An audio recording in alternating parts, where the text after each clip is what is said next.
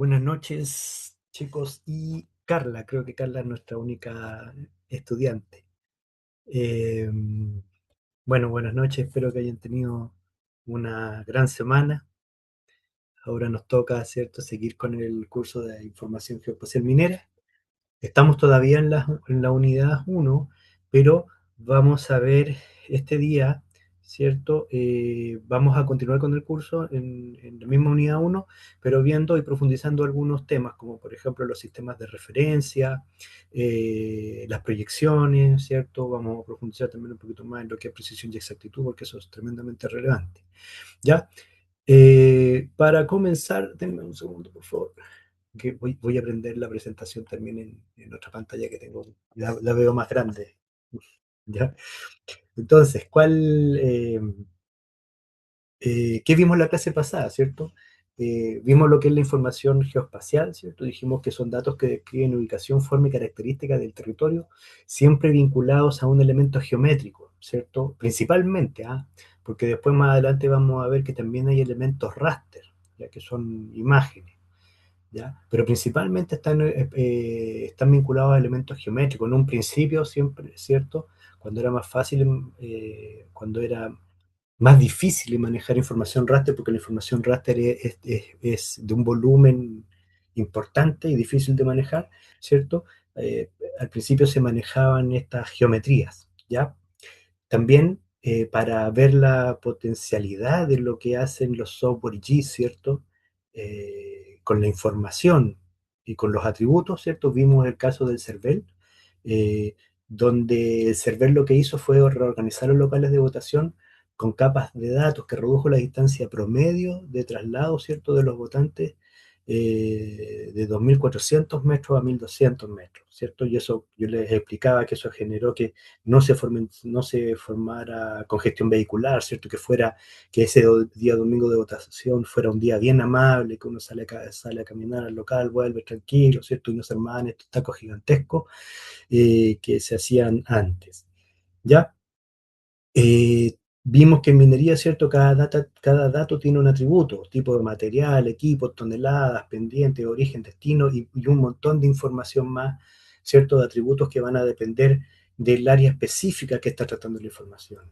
Datos geológicos, geomecánicos, operativos, cuando hay perforación, ¿cierto? El área de perforación también tiene sus datos, profundidad, dureza, un sinfín de información que se maneja al día a día en la minería.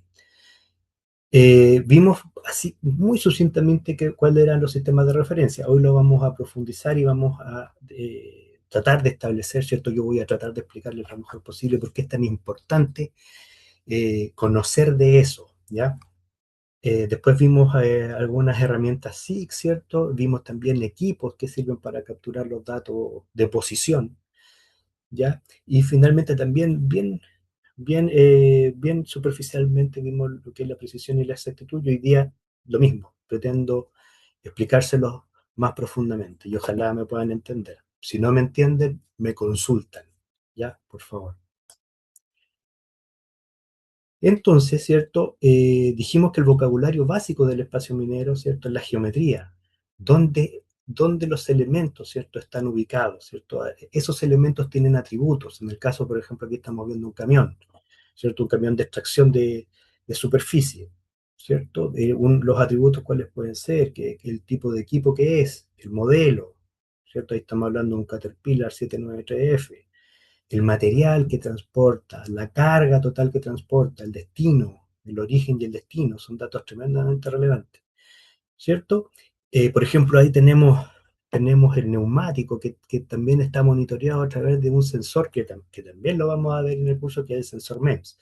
¿Y por qué vamos a ver ese dato específico y lo vamos a desarrollar? Porque yo trabajé en eso, entonces es más fácil para mí explicárselo, ¿ya? La información geoespacial une la posición matemática con el sentido operativo.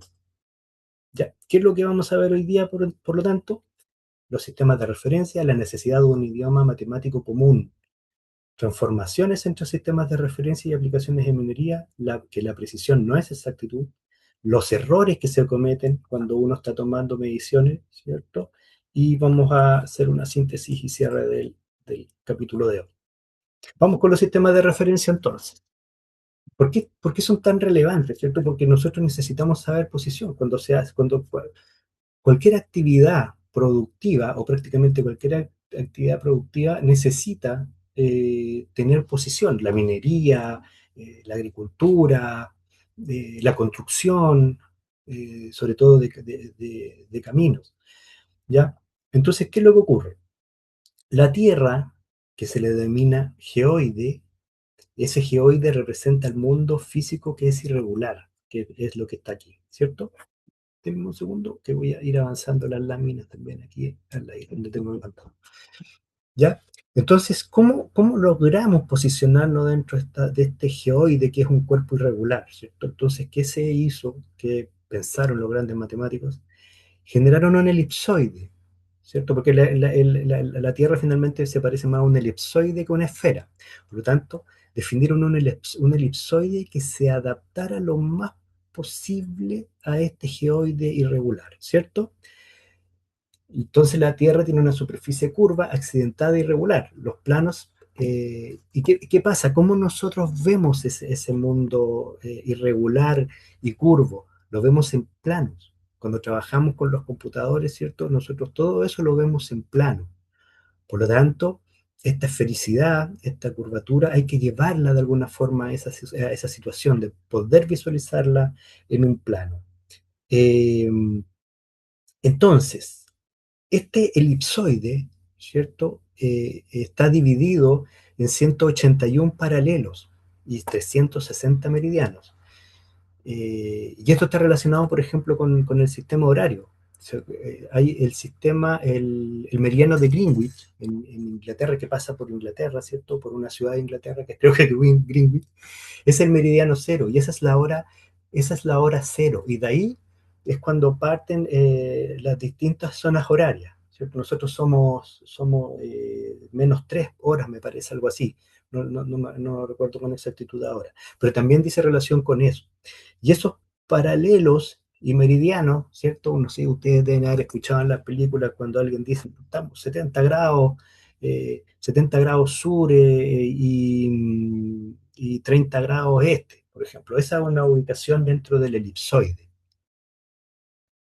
Esas, yo diría que esas películas tienen un poco ¿cierto? De querer sonar bien, porque en realidad, y aquí es donde vamos a pasar al siguiente punto, eh,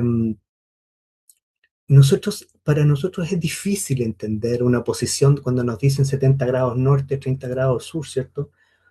Porque tú tienes que hacer inmediatamente tendrías que pensar inmediatamente en un recálculo. ¿Cuánto es un grado? ¿Cuánto es un minuto? ¿Cuánto es un segundo? ¿Cierto? Para llevarlo a una distancia o una distancia, ¿cierto? Que a ti te haga sentido, ¿ya? Y de ahí es que aparecen las proyecciones cartográficas, ¿cierto? Y la principal eh, proyección cartográfica es, es la proyección UTM, ¿ya? Pero antes vamos a ver esto, los datos. Eh, aquí, mira, la presentación como que se me corre un poco, pero si ustedes la descargan la van a ver bien, ¿ya?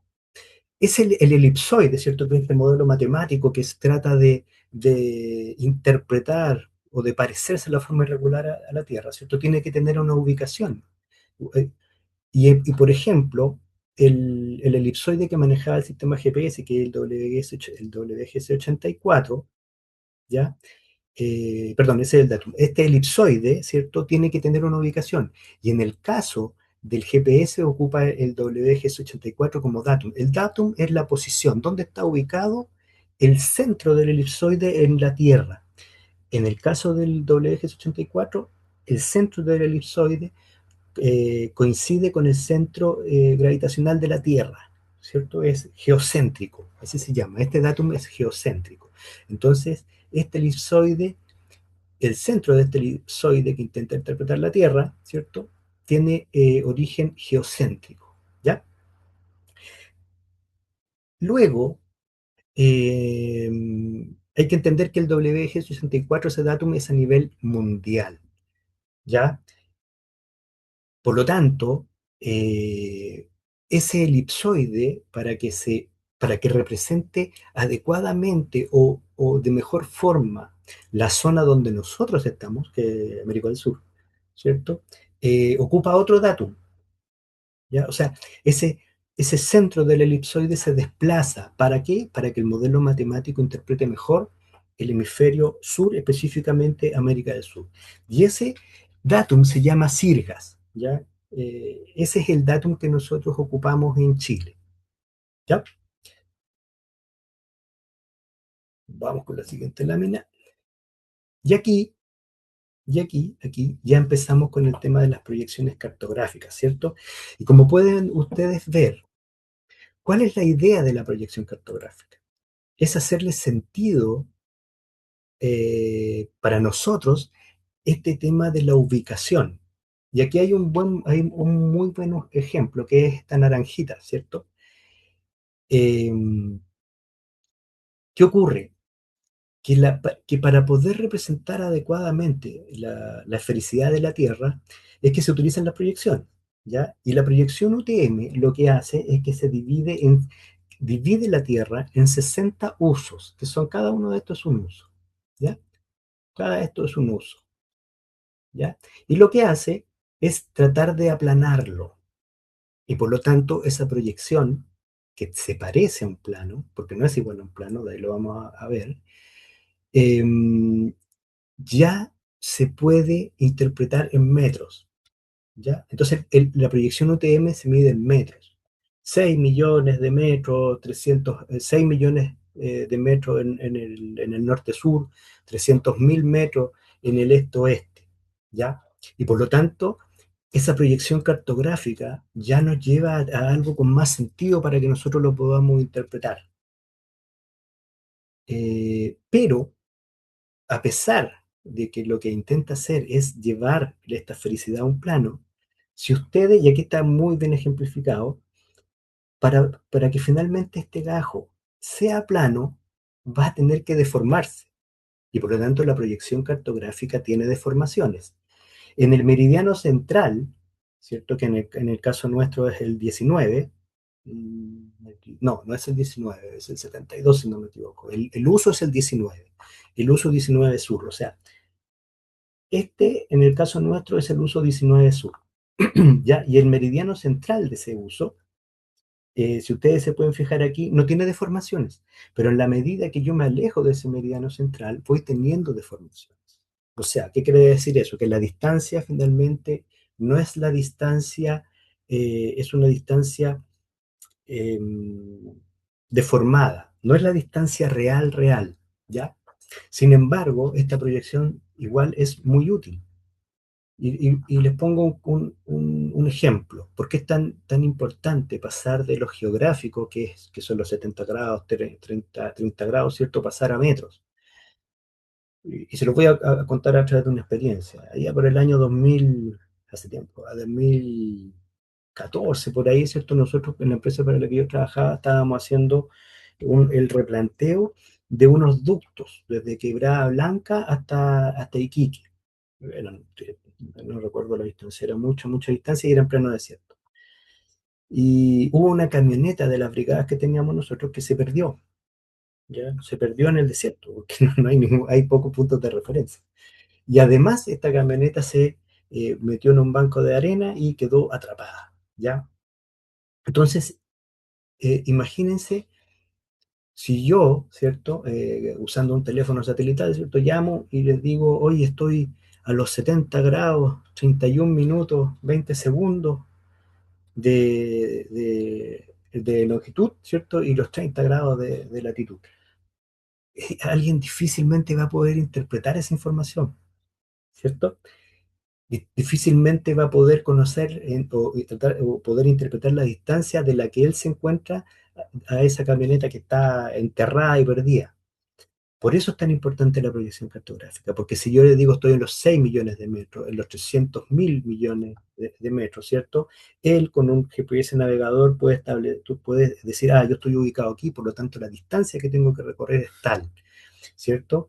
Y puedo ir navegando la posición de la otra camioneta y finalmente llegar. Y eso te sirve para, entre otras cosas, por ejemplo, para estimar si, casos puntuales, si tengo suficiente petróleo para recorrer esa distancia, por ejemplo. Por eso son tan útiles las proyecciones cartográficas.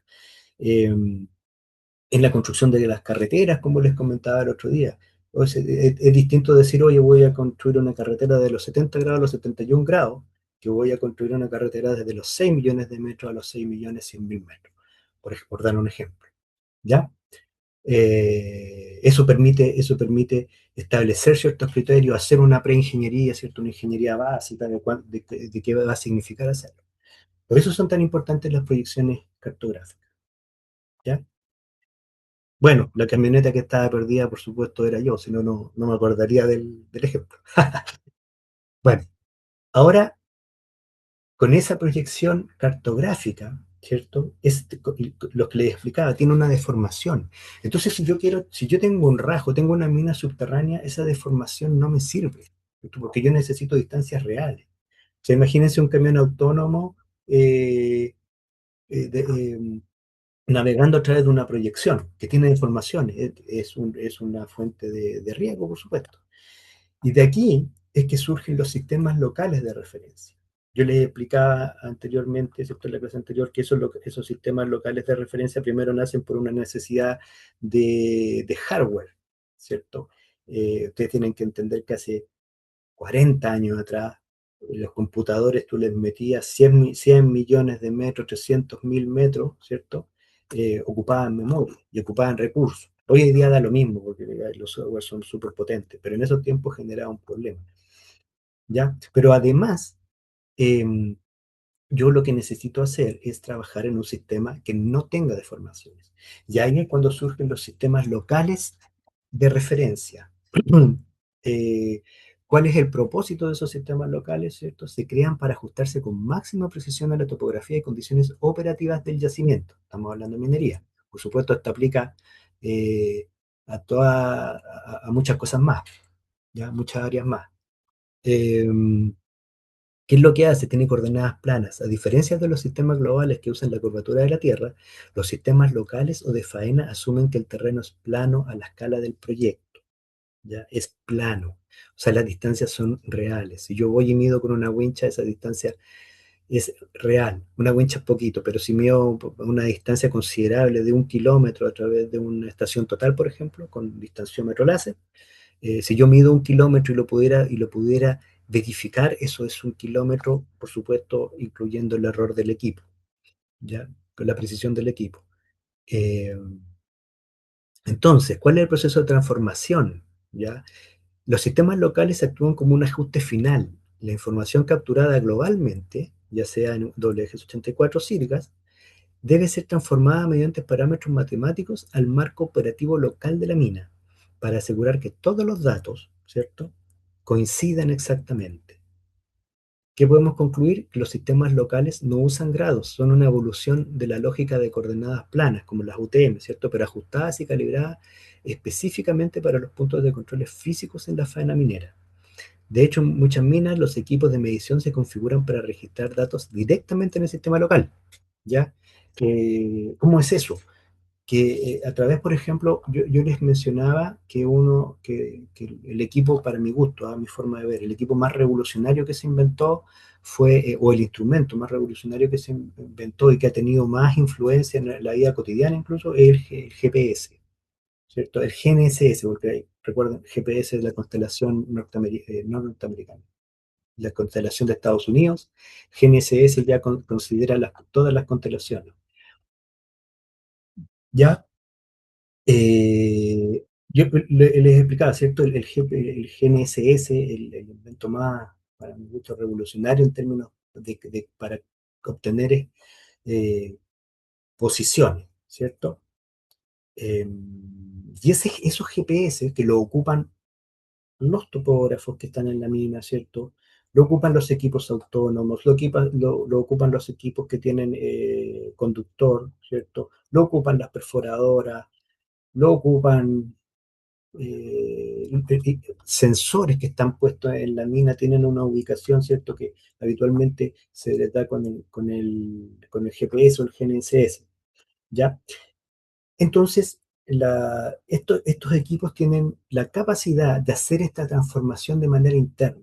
Si uno le incorpora esta transformación, son ecuaciones, ¿cierto? Son variables que se meten ahí, y estos equipos finalmente son capaces de transformar, ¿cierto? Desde la posición geográfica o la posición en latitud o en longitud, son capaces de transformar desde ahí, pasar por la proyección y finalmente entregarte el sistema local. Si es que tú tienes, por supuesto, los parámetros de ese sistema local, que es un tremendo tema calcularlo, ¿ah? Eso ya es parte de la geodesia y es un cálculo que le enseñan a hacer a los especialistas en esa área. A mí me lo enseñaron porque yo soy geomensor, ¿cierto? Y sufrí cuando tuve que hacer las transformaciones de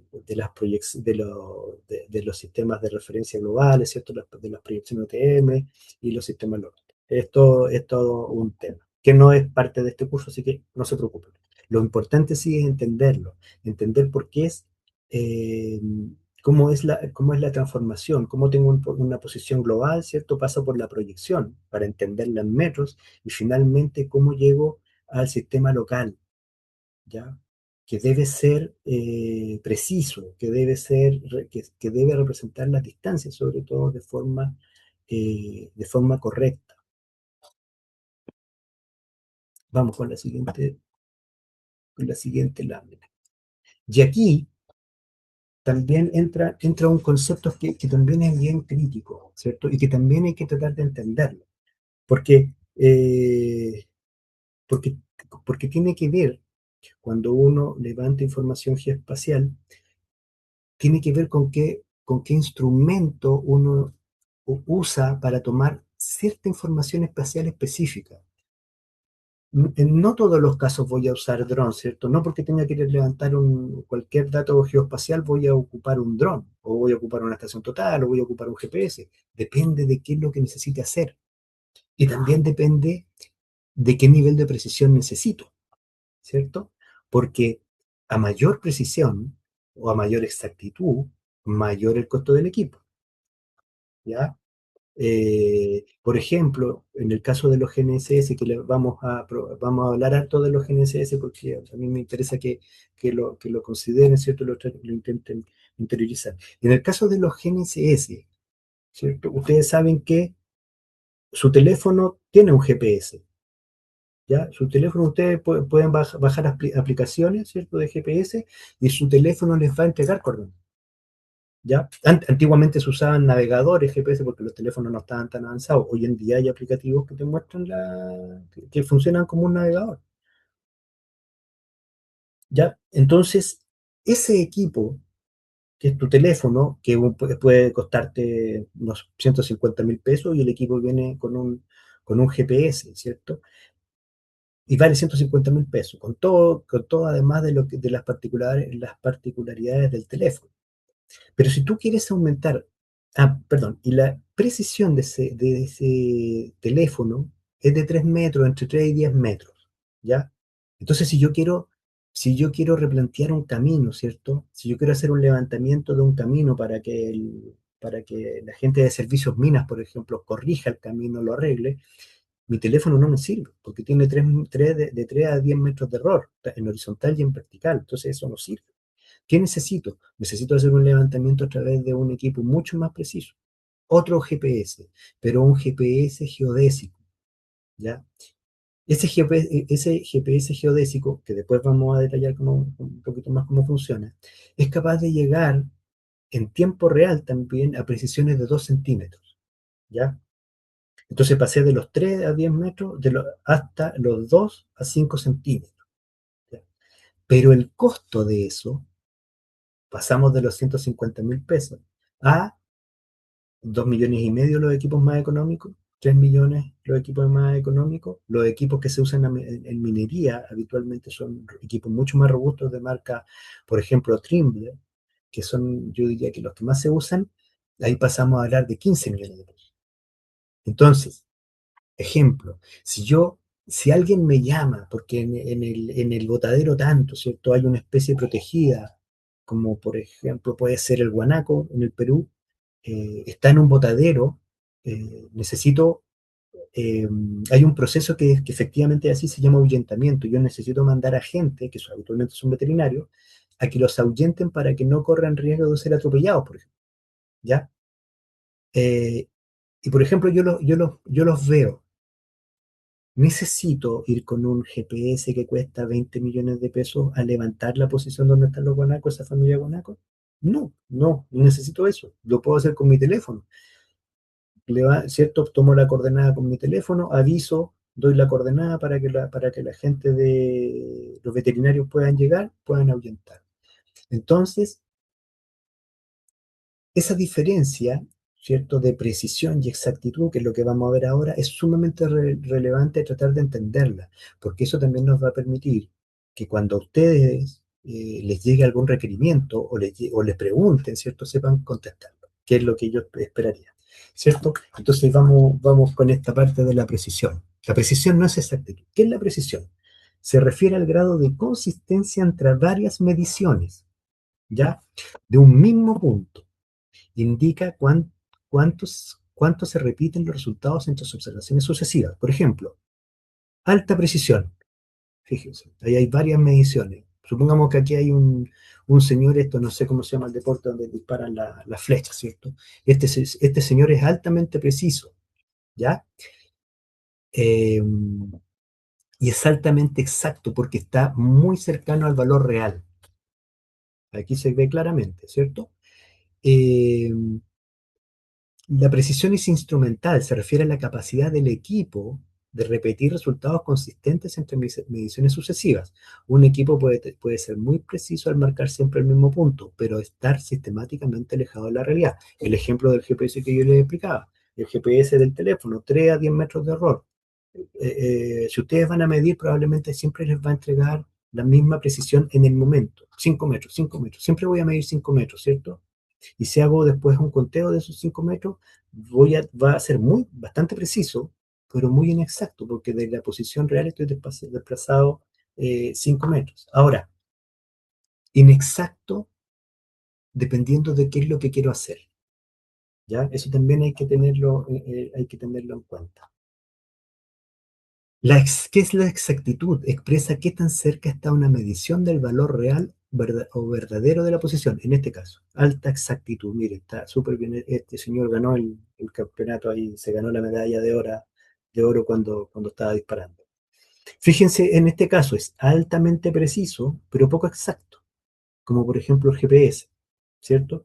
El GPS de navegador que les hablaba del teléfono. Altamente preciso, porque están todas las mediciones en un mismo punto, pero es baja exactitud, porque la medición real debería estar ahí, ¿cierto?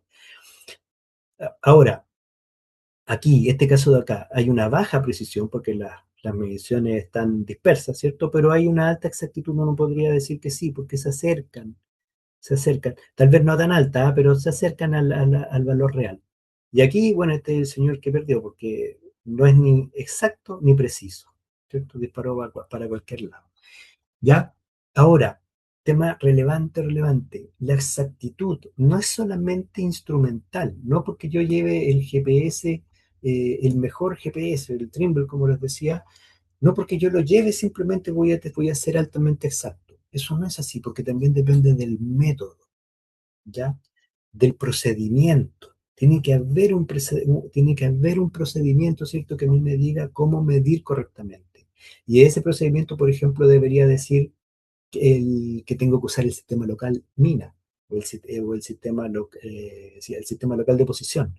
Si no lo ocupo, estoy perdiendo un equipo súper valioso y estoy cometiendo errores, ¿cierto? Por eso es tan relevante eh, el método, la exactitud, es por supuesto parte de un buen equipo, en este caso, como lo estamos hablando, pero también es parte del método que hay que ocupar.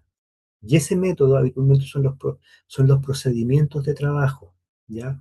Y aquí vamos a pasar después, también vamos a ver otro tema que es el QAQC, el aseguramiento de la calidad y el control de la calidad, ¿cierto? El aseguramiento de la calidad es el método. ¿Qué voy a hacer yo antes de ir a medir para obtener los resultados que necesito?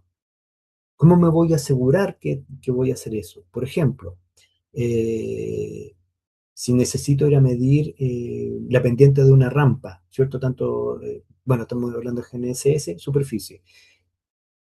Voy a ir a medir la pendiente de una rampa y el ancho de la rampa. ¿Qué es lo que necesito entonces? Yo para asegurarme la calidad necesito que mi equipo, ¿cierto? Yo pueda controlarlo, ir a medir un punto que conozca, ¿cierto? Y saber que está correctamente calibrado el sistema local, ¿ya? Necesito, por ejemplo, asegurar que la altura de la antena donde va a estar el GPS, ¿cierto? Es la correcta, está bien medida. Tengo que asegurarme, ¿cierto?, de que el GPS al momento de medir esté en una situación que se llama fijo, midiendo fijo, ¿ya? Tengo que asegurarme, ¿cierto?, el GPS a través de, ¿cierto?, una libretita de terreno, una libreta electrónica, me arroja, me está diciendo qué precisión está teniendo en ese momento. Ya, me dice 5 centímetros, perfecto. Yo tengo que asegurarme de esas cosas y eso está en un procedimiento. Yo tengo que seguir ese procedimiento. Necesito seguir esa metodología para asegurar que el equipo, que es exacto, realmente entregue la información que necesito. ¿Ya? Conclusión final, la información geoespacial no solo se convierte en una herramienta confiable para la toma de decisiones, cuando el técnico entiende que la precisión, repetir bien un dato, debe estar siempre subordinada a la exactitud, que el dato refleje la realidad física necesaria, garantizada a través de los métodos de levantamiento rigurosos y con los estándares, ¿cierto? Ahí dice, debe estar siempre subordinada a la exactitud, ¿ya? Que el dato refleje la realidad física necesaria. Esa realidad física necesaria es qué es lo que necesito hacer.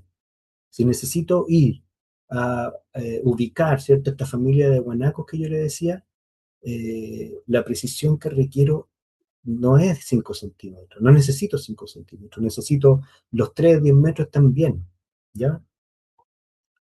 Vamos con la siguiente.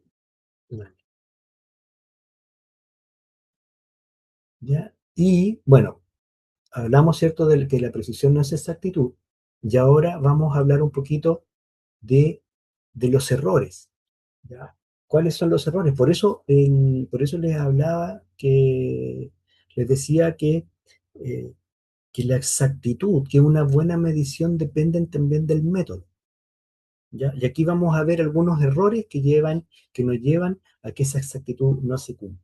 Por ejemplo, error en la proyección, ¿cierto? Elegí mal la proyección.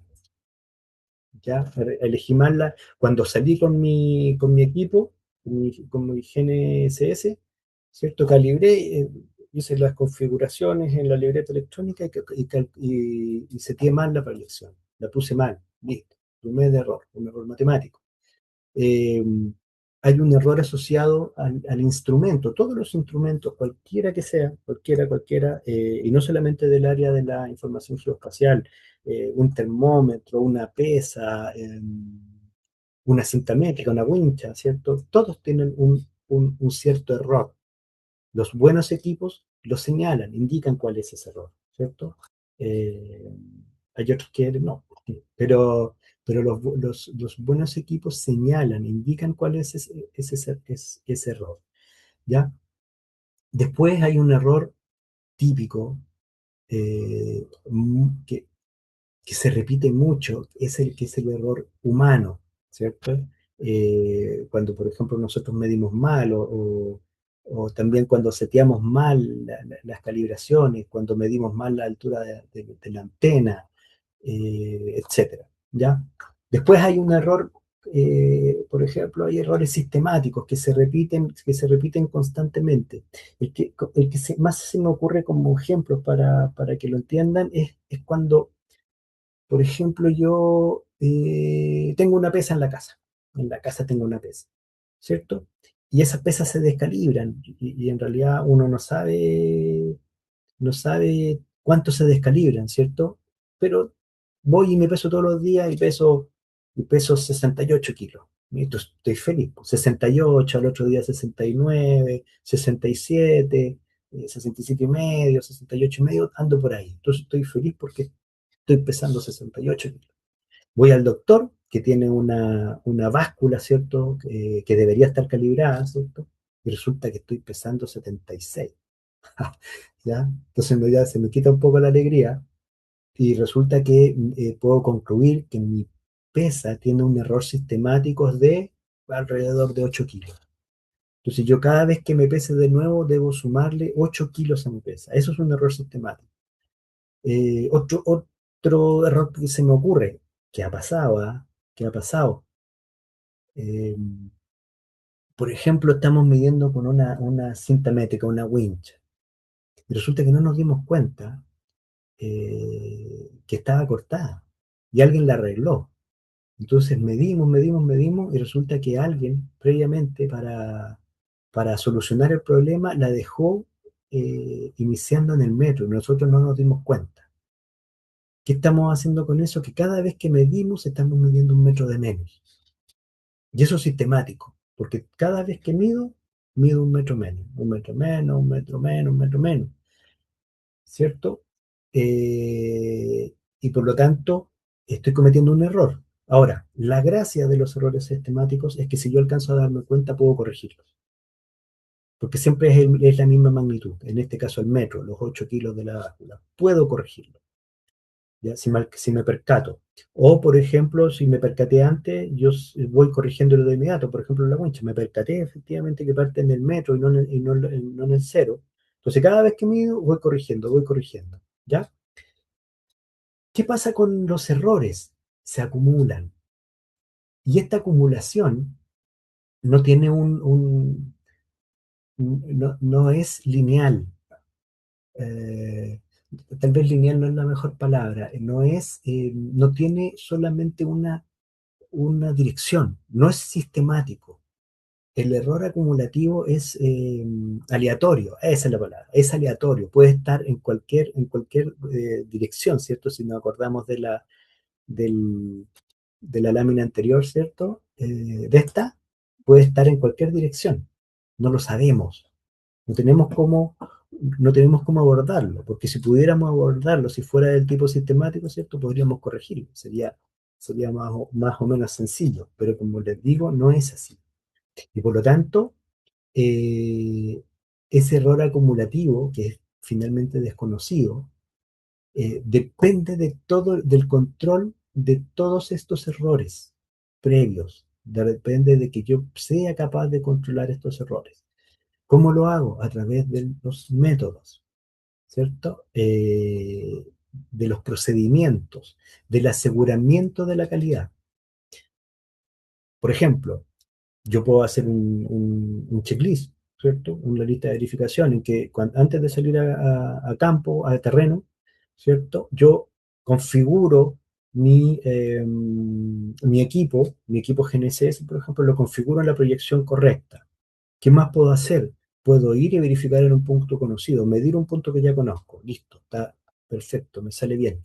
Tengo que conocer el error instrumental y eso lo puedo hacer mediante la ficha técnica del equipo o finalmente también lo puedo conocer cuando estoy midiendo. Porque como les decía, estas libretas electrónicas que se conectan a los GNSS arrojan el error, ya que se está teniendo en ese momento. El error humano, ¿cómo se corrige? A través de los procedimientos. Por eso existen los procedimientos de trabajo, el paso a paso. ¿Qué es lo que tengo que hacer? ¿Cómo lo tengo que hacer? ¿Cómo controlo posibles errores? Etcétera. ¿Ya?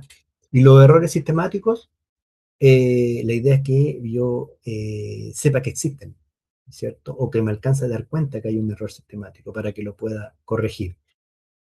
¿Ya? Eh, Un ecosistema de datos confía en la mitigación activa en cada nodo, perdón. Ningún instrumento puede corregir un modelo matemático defectuoso. Eso es relevante, ¿cierto? Si yo definí mal la proyección, el GNSS no tiene cómo corregirla. No lo sabe, ¿cierto? No sabe dónde está situado. Tú se lo dices. Por lo tanto, no puede corregir este error que se cometió en esta parte, ¿cierto? En este nodo. ¿Ya? El error sistemático, lo que les decía, la desviación predecible, el comportamiento, son desviaciones matemáticas o instrumentales que se repiten con la misma magnitud y signo. ¿Ya? Por ejemplo, lo de la pesa. Siempre eran más 8 kilos. Siempre más 8 kilos. ¿Cierto? La misma magnitud y signo en todas las mediciones bajo las mismas condiciones. Y aquí hay un ejemplo, ¿cierto? Este valor real, el azul, y fíjese que supongamos que estos son puntos, punto, punto, punto, punto, siempre tienen la misma magnitud de error, o muy, muy similar, ¿cierto? Ya, el error humano y operativo, la variable impredecible, ¿cierto? ¿Qué pasa? La tecnología más exacta, el GNSS RTK, por ejemplo, que dice 2 centímetros, pierde toda validez si el operador configura la plataforma así con el sistema de referencia incorrecto, lo que decíamos acá. O, por ejemplo, si equivoca algo tan simple como medir la altura de antena. Eh, por ejemplo, a mí me pasó, les voy a contar mi mala historia, me pasó que efectivamente una vez no estaba trabajando con GNSS, pero sí con una estación total. Medí mal la altura de la estación total, la medí mal y no me di cuenta. Y cuando entregué, ups, estaba mala la topografía. Tuve que corregirla, pero estaba mi resultado, ¿cierto? Me dio mal porque cometí un error básico de que medí mal la altura instrumental. Ya no seguí el procedimiento porque debía haberla chequeado. ¿Ya? Eh, eso es un error humano, ¿ya? La configuración aquí, configuración errónea del datum, ¿cierto? Procesar datos WGS84 cuando la mina opera en un sistema local, por ejemplo. Fallas de lectura de campo, errores de tipo de coordenadas, mal uso de bastones, GNSS o estaciones totales mal niveladas o aplomadas, por ejemplo. La, la, yo creo que ustedes deben haber visto alguna vez alguna estación total, algún agente de topografía trabajando con estación total. La estación total es un instrumento, como les decía, que mide ángulos y distancias. Y con eso calcula coordenadas a través de trigonometría. Pero ese instrumento, cuando tú lo instalas, debe estar sobre un punto conocido y para eso tiene una plomada óptica. Uno lo mira así y ve el puntito abajo, que puede ser un clavo, por ejemplo, y uno ubica la estación total sobre ese punto específico, porque ese es el centro del equipo, y además debe nivelarlo. Este equipo tiene que estar nivelado, tanto horizontalmente como verticalmente. Y tiene un nivel esférico, que es el primero, y después tiene un nivel específico, que es uno tabular, que es como lo de esta, muy similar a los de los niveles de carpintero. ¿Ya? Si yo hago mal esa instalación o esa nivelación, por supuesto voy a tener errores. Y esos errores no son sistemáticos, que es lo malo. ¿Ya? Es un error, o más bien es muy difícil, casi imposible darse cuenta de si es sistemático, no tiene sentido. ¿Ya? ¿Cierto? Ya, y por ejemplo, hay otros factores que son condiciones ambientales ignoradas, ¿cierto? Variables como la presión atmosférica, temperatura, interferencia electromagnética que alteran las mediciones. Eso es efectivo, ¿cierto? Em, no impactan tanto, pero también depende de qué es lo que necesito hacer, ¿cierto? Depende de qué es lo que estoy haciendo. Si yo estoy haciendo una nivelación porque estoy construyendo una carretera, eh, donde la capa final de asfalto, ¿cierto? Tiene que estar muy correctamente ubicada.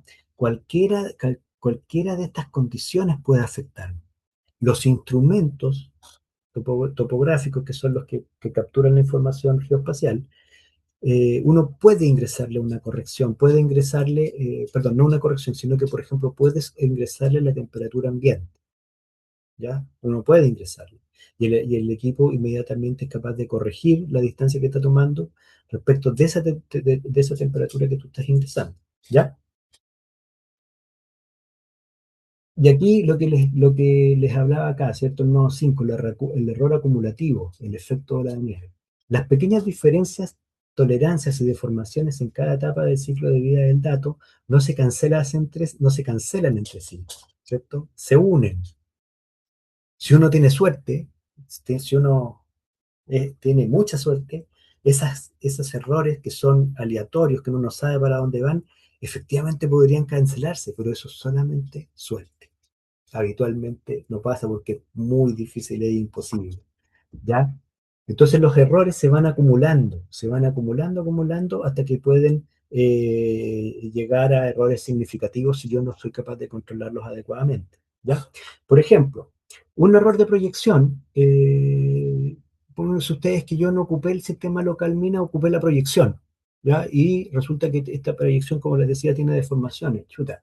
Ahí ya van, por ejemplo, 80 centímetros de error. El equipo tenía 5 centímetros de error, ¿cierto? El operador o el bastón tuvo una precisión de 5 centímetros también, ¿cierto? 5 centímetros, claro. Y el sistema además no estaba calibrado, ¿ya?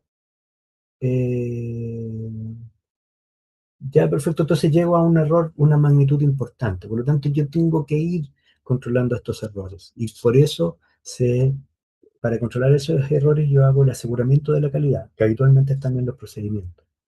¿Ya? Vamos con la siguiente. ¿Cuál es el costo de cometer errores? Esto es lo, esto es lo relevante, ¿cierto? Por ejemplo, en la navegación autónoma. Imagínense que la proyección al sistema el sistema local de la mina está mal calibrado en los GPS o en los GNSS que ocupan los camiones autónomos. ¿Ya? O sea, el camión puede desviarse, ¿cierto? Y puede generar un incidente mayor, un accidente incluso.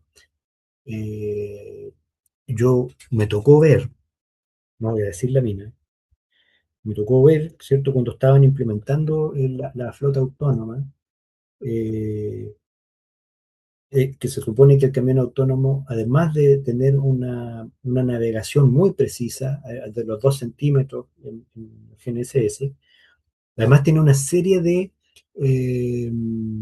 sensores, ¿cierto? Como por ejemplo los sensores de los autos de retroceso, ¿cierto? Los autos tienen sensores de retroceso, hay algunos más modernos, ¿cierto? O más caros que tienen los sensores adelante también, que emiten una señal, ¿ya? Estos, por supuesto, los sensores del camión autónomo, por supuesto, son mucho más sofisticados, pero digamos que cumplen una función también de ese tipo. Y me tocó ver un camión autónomo ya encima de una roca del porte de una camioneta.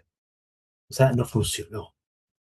Ya, lo bueno es que estaba en proceso de marcha blanca, estaban en la habilitación de los camiones autónomos, ya estaban en un periodo de prueba, pero, pero fíjense que eso fue lo que me tocó ver.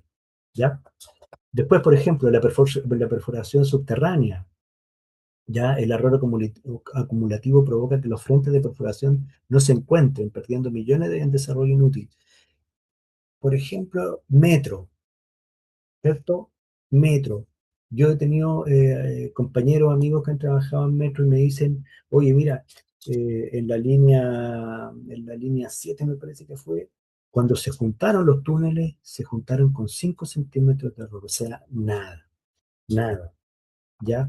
Imagínense que hay una mala definición de los sistemas coordenados y resulta que los túneles tienen 2 metros de error. Eso es significativo, ¿cierto? Por lo tanto, eh, eh, la elección de los métodos de los equipos es tremendamente relevante. En el control de leyes, por ejemplo, en la minería de superficie también. Esto es muy importante. ¿Qué pasa? En mis tiempos, hace muchos años atrás, las palas en la mina en que yo estaba no tenían navegación, no ocupaban los GNS, los tenían, pero no estaban calibrados, estaban deshabilitados, era un desastre. Entonces ustedes, cuando en los frentes de extracción, que este es un frente de extracción, ¿ya? Los frentes de extracción se generan porque arriba, en el banco siguiente, acá arribita, están las perforadoras, están haciendo los hoyos para que después se tronen, ¿ya? Cada vez que la perforadora hace un pozo, que se llama, ¿cierto? Se sacan muestras y se establece qué ley tiene ese pozo específico. Ley, por ejemplo, de cobre. Tiene alta ley 1,3% de cobre, ¿cierto? Y por lo tanto, toda la plataforma de arriba que va a ser la frente de extracción de la pala está zonificada, que se llama. ¿Qué significa? Que están separados los minerales de alta ley, los minerales de baja ley, el estéril, ¿cierto? Está separado. Y eso se dibuja, ¿ya? Y como en el caso que les estoy explicando, no había navegación de la pala, lo que hacíamos nosotros era marcar con estacas, con palos de 1,5 metros. Entonces, por ejemplo, marcábamos los límites entre el estéril y el mineral. Y la pala se guiaba por esas estacas. Y era complejo para el operador, porque imagínense que la cabina del operador está aquí y de repente le aparecen unas estacas por acá arriba. ¿Ya? Y por lo tanto, eso puede generar, y generaban, ¿cierto? A veces bastantes errores. ¿Cómo se debió haber solucionado eso? Las palas ocupan GNSS, pero ocupan dos equipos, ¿ya? Ocupan habitualmente uno aquí arriba de la cabina y uno acá abajo en el contrapeso, ¿ya? Que el contrapeso está atrás de la pala, son unos bloques de acero gigante que están atrás para justamente contrapesar cuando la pala carga, ¿ya? Para que la pala no se vuelva.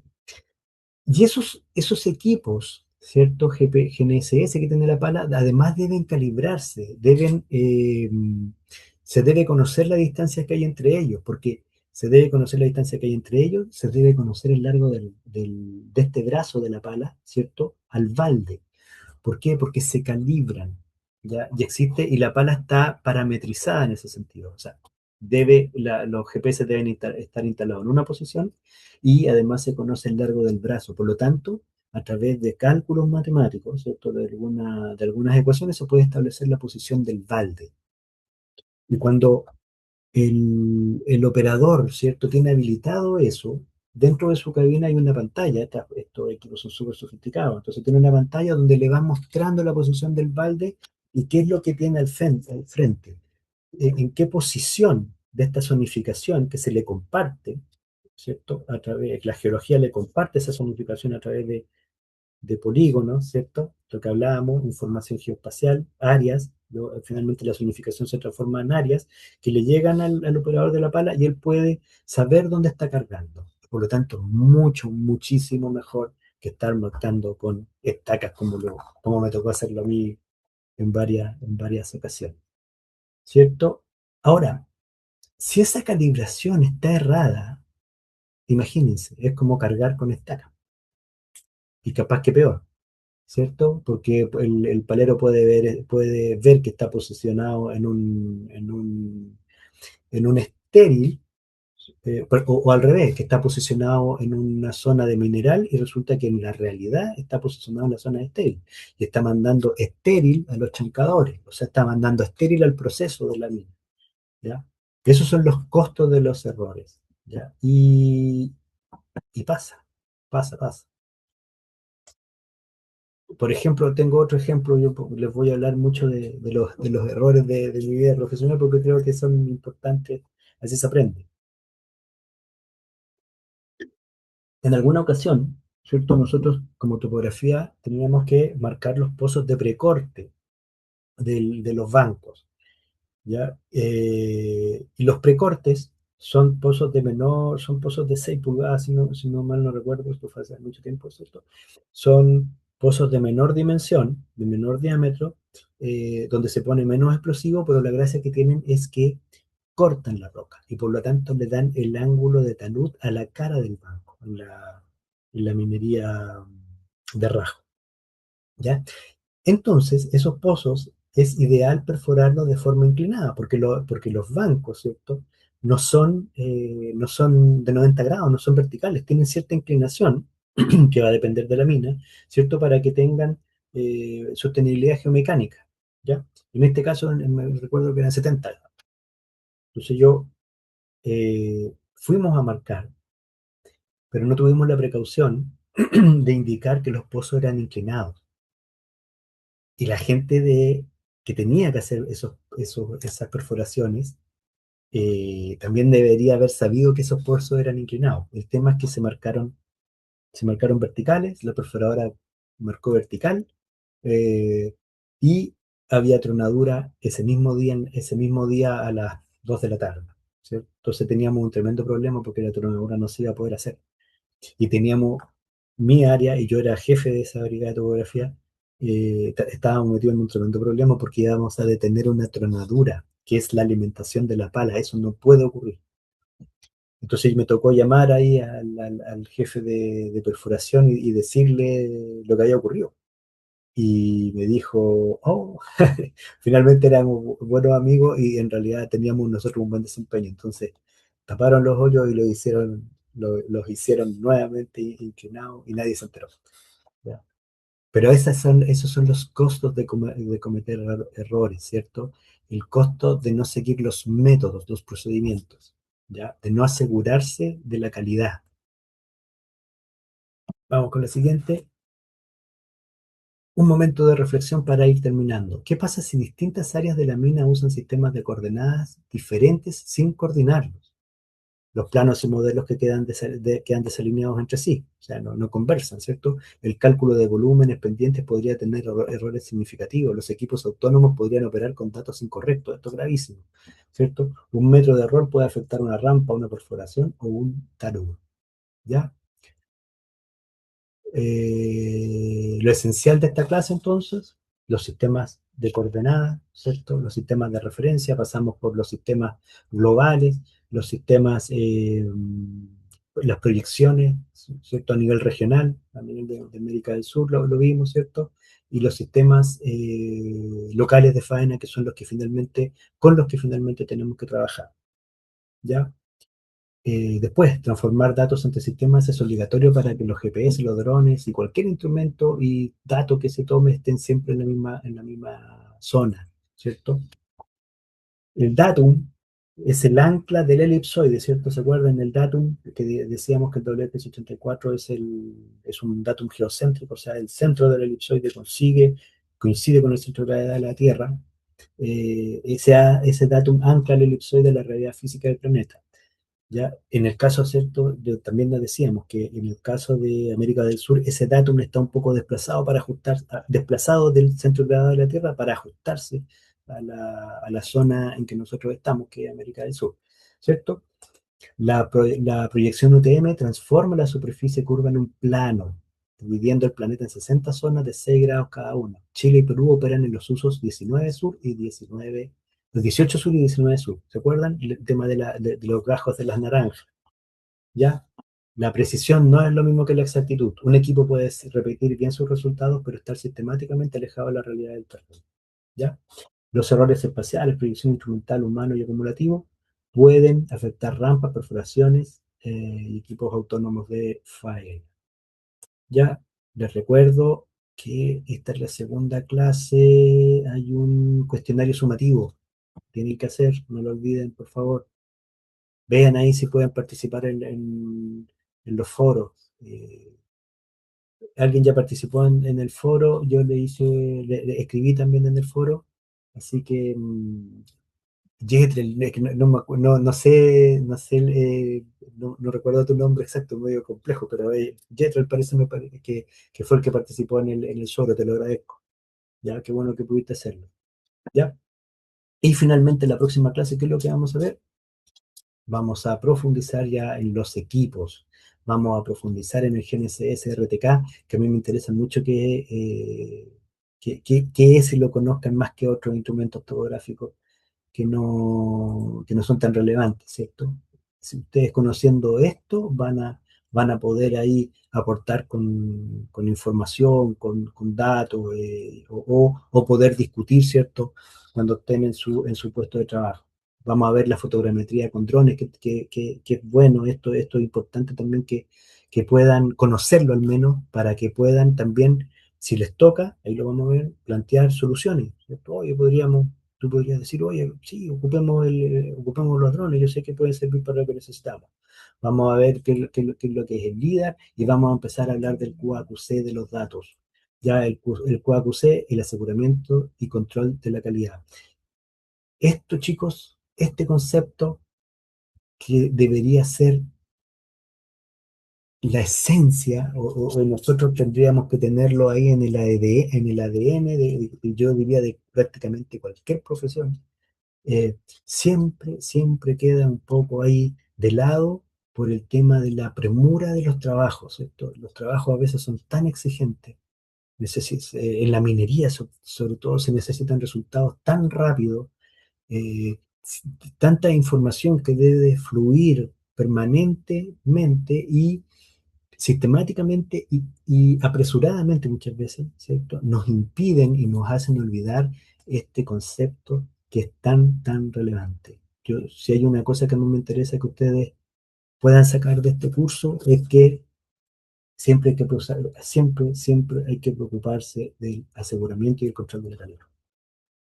Eso, chicos, por favor, ahí, si tienen alguna duda, me la indican, me escriben, no hay ningún problema. Si creen que hay otros temas que podríamos profundizar, me lo indican también. Eh, a lo mejor no para que lo veamos con ustedes, pero sí lo puedo aplicar a los siguientes, a los siguientes, al siguiente grupo de alumnos que venga. Siempre es importante su retroalimentación. Ojalá la puedan hacer. Que tengan un gran fin de semana. Nos vemos.